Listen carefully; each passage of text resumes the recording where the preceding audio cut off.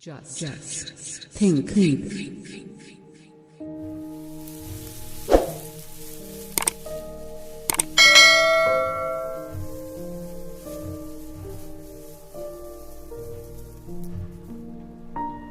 Buddha and his Dhamma, Buddha और उनका धम्म। भाग प्रथम, जन्म से प्रवचन। 15 देश छोड़ जाने को सुझाव। 1 दूसरे दिन सेनापति ने शाक्य संघ की दूसरी सभा बुलाई। इसका उद्देश्य था कि उसके अनिवार्य सैनिक भर्ती के प्रस्ताव पर विचार हो।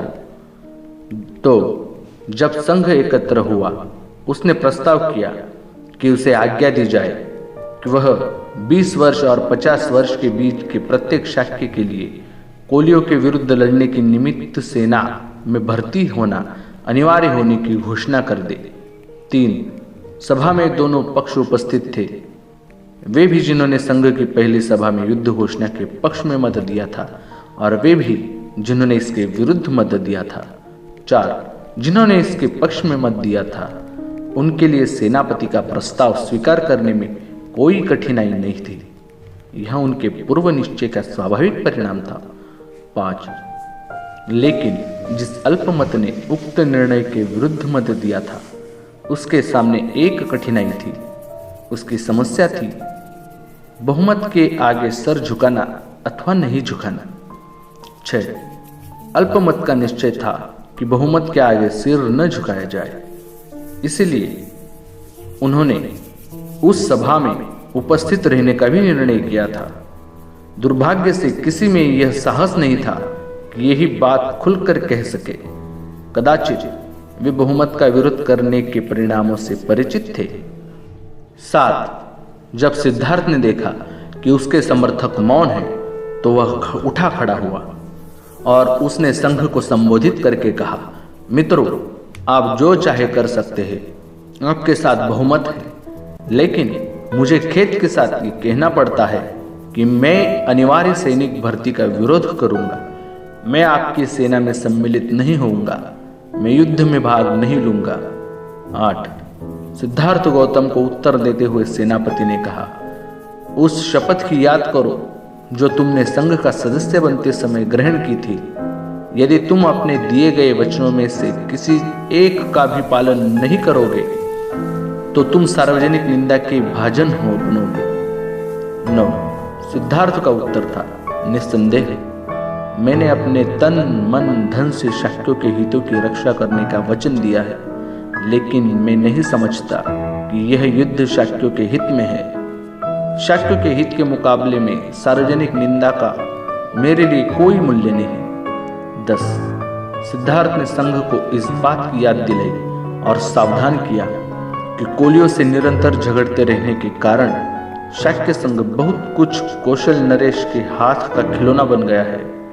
इसकी कल्पना करना आसान है कि यह युद्ध शाक्य संघ को और भी अधिक दुर्बल बना देगा और इससे कौशल नरेश को एक और ऐसा अवसर मिल जाएगा कि वह शाक्य संघ के स्वातंत्र्य को और भी अधिक घटा दे। 11 सेनापति को क्रोध आ गया।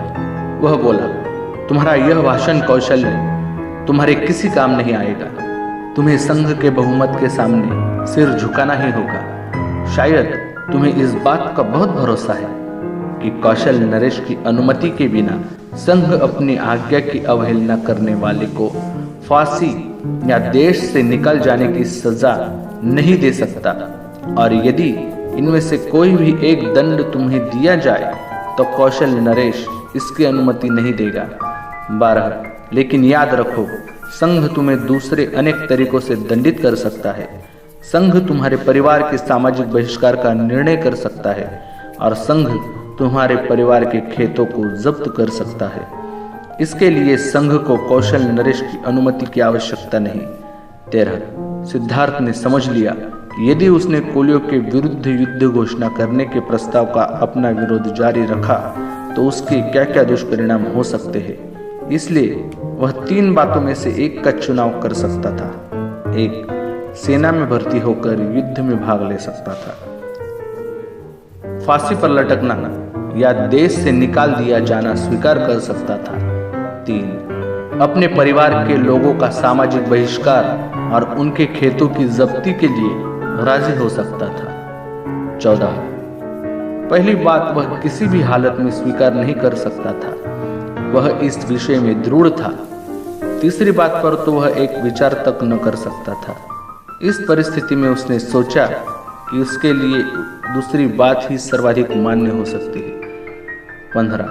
तदनुसार सिद्धार्थ ने संघ को संबोधित किया, कृपया मेरे परिवार को दंडित न करें, सामाजिक बहिष्कार द्वारा उन्हें कष्ट न दें, उनके खेत जब्त करके उन्हें जीविका विहीन न करें। वे निर्दोष है, अपराधी मैं ही हूँ, मुझे अकेले ही अपने अपराध का दंड भोगने दे।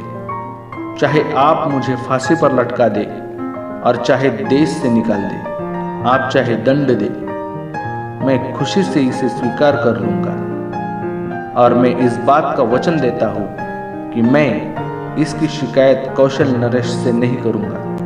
Thanks for watching video. Subscribe your own YouTube channel, Just Think, and press the bell icon for notifications.